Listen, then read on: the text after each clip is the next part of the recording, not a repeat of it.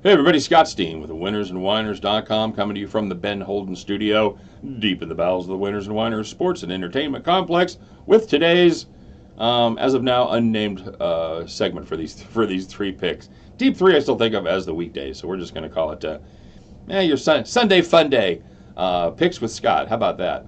Um, as always, don't forget to like and subscribe. Give us a thumbs up. Won't you please give us a thumbs up? And if you haven't already, subscribe. And that way we can let you know every time we send out a new video. So, and of course, check out our websites, winnersandwhiners.com, statsalt.com, for all of your handicapping needs as far as information on every single game going on in America every single day. Picks, predictions, sides, totals, derivatives, halftime bets, you name it. We got it over at Winners and Whiners and StatSalt. Most importantly, don't forget to tell us what you're playing today. If you're fading our picks, if you're tailing our picks, and what you got cooking there on your own stove. That's what we like to know, as a lot of guys are picking up great tips from the other campers around here. So let's get to it, shall we? First of all, went 2-1 today. We couldn't quite get the Louisianas there. They gave us a first half hole to dig out of, and by God, they almost got there, but just couldn't quite get over the hump, leaving us about 3.5 points short of the cover right in that spot. Other than that, we hit a couple of our perennial favorites. We tried not to reinvent the wheel today, and we didn't. The wheel rolled just fine, as the Akron under first half total came in spades. I believe 51 was the total in that first half, and K-State took care of business as far as allowing the other team to score a shit ton of points to take that easily up and over the total in the K-State game. By the way, on the premium side, we went 1-2, so it wasn't a fantastic day all around. The good news is 3-3 beats 0-5. Bad news is still didn't have a winning day on each side. We had we did hit the Central Michigan bet, but we lost we had K-State minus the 2.5 points. And if you didn't watch that game and you see they lost by 14, you're like, oh, well, that was a terrible pick. But K-State kept it close. They got themselves within 1 or 2 points, I think as late as with about 5 minutes left. And every time they'd get close, they could not stop Iowa State from just draining a ridiculous three-pointer to take that spread back up to 4 or 5. And K-State just was never able to catch them. Then Dean Wade got hurt, and they forgot how to play defense, and it was pretty much all over but the crying. And then we also had UT Arlington there. That was a spot that I really liked. They were an unbelievably good team against the number in conference versus an Arkansas State team that had been terrible. In fact, it had been yet to win a conference game against the spread.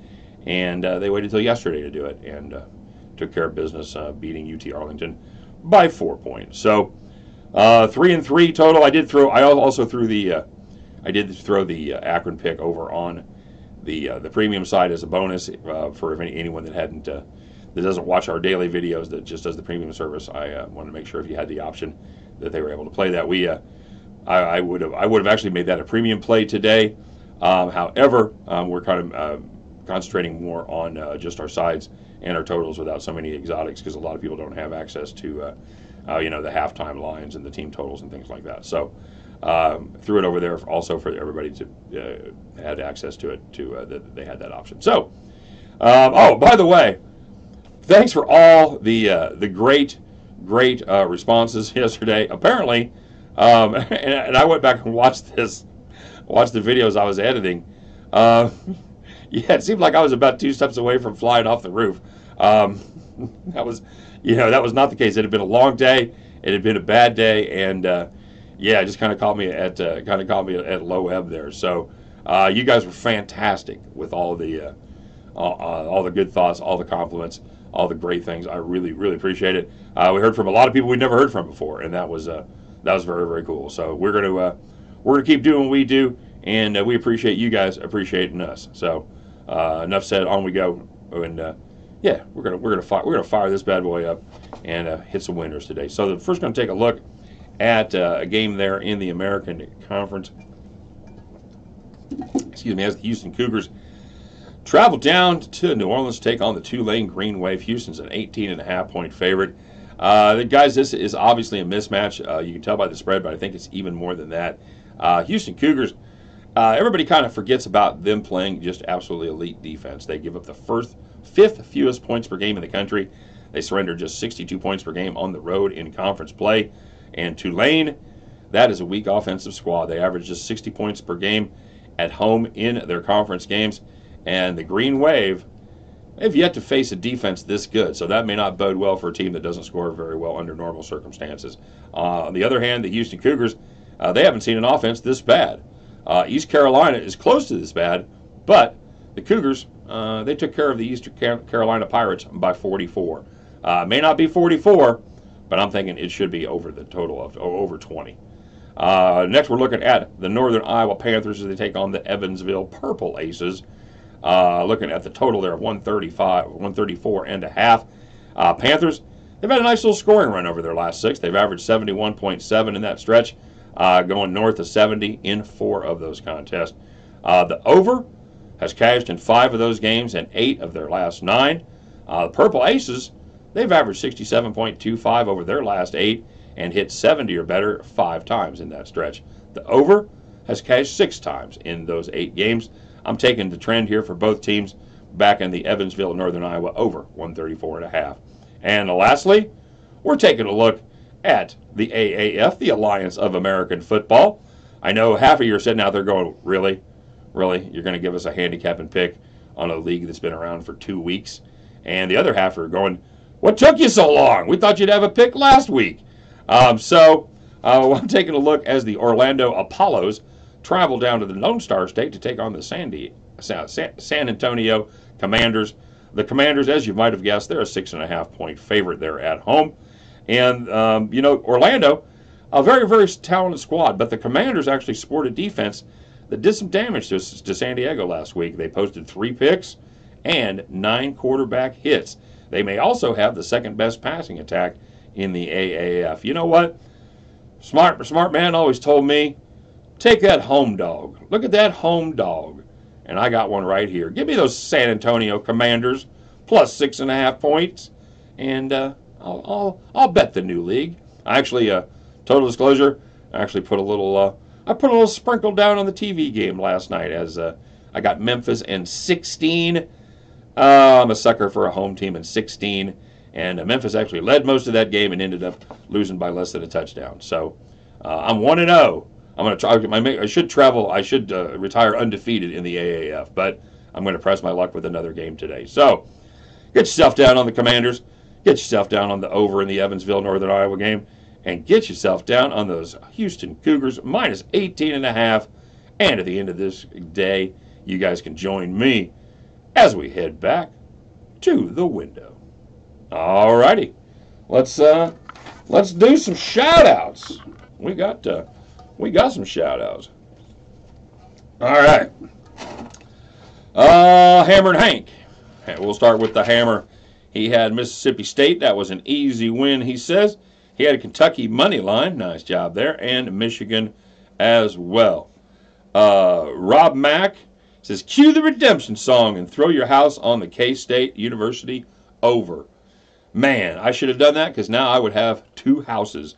Good suggestion, Rob. Although, of course, this is our obligatory announcement to always bet with your head, not over it.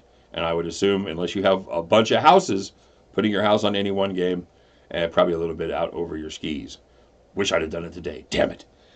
John D. said, way to go on the Akron first half under. King of rebound. That's what I am, baby. I'm the king of... It's a shame that Charles Barkley already took that name because I would be the round mound of rebound. Kaleo Alexander said, nice call on Akron, and he loves the picks. We love giving it to you, Kaleo. In spite of my 24-hour depression yesterday, no, it's all good, man. Thanks for reaching out. Legion of picks. He's tailed Akron in the first half. He had the Virginia Tech first half as well. Nice job, the Legion of picks.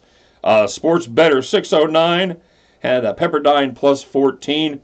And as of this writing, I don't have a score on Pepperdine, but I'm assuming since you guys are really good cappers that one probably cashed. He said that's a lot of points there. Indeed it is. 14 is a ton. Speaking of a ton, Justin Hall got himself down on the Penn State Nittany Lions plus 13, and that came in smoothly. Chuck Pinner had the LSU over.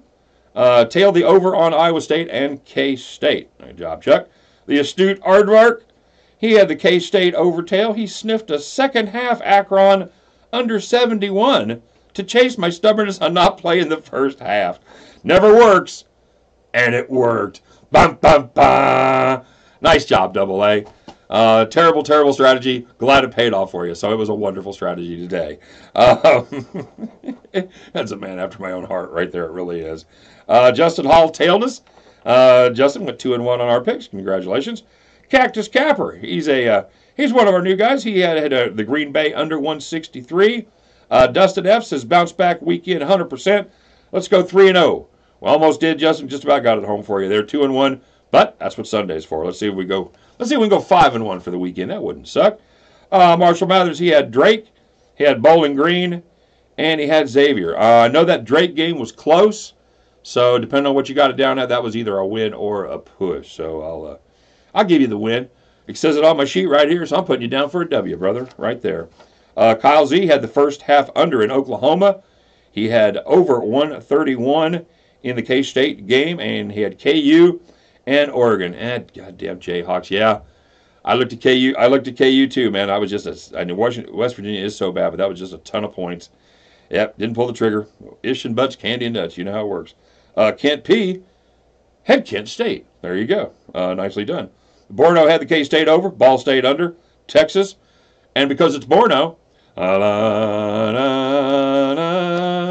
he played Hawaii, and I don't have Hawaii final because it's not 5 in the morning. Good luck, Bordeaux. Hope the Rainbow Warriors do it for you again. B. Phils said it had a nice little compliment for it. And I wanted to give him a shout out for that. He said, "Listen, there's a lot of cappers and he gets lost out there, but today I'm thinking of only doing your 3 picks. If I lose, I'm out for a while." Well, brother, we went 2-1 for you. We didn't have the clean sweep, but hopefully we gave you enough bullets to stay in the game. And Eric T, he had, and I think this was a teaser if I'm not mistaken. He had Louisiana over 158 on a tease. Nice job, as that one finished at 159.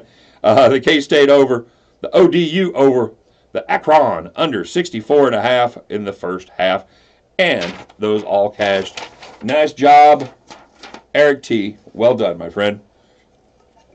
All right, guys. Well, we're back, baby. We're doing our thing. Let's see if we can get 3 more in the books for today. And you guys have fun. Holler at me in the comment section.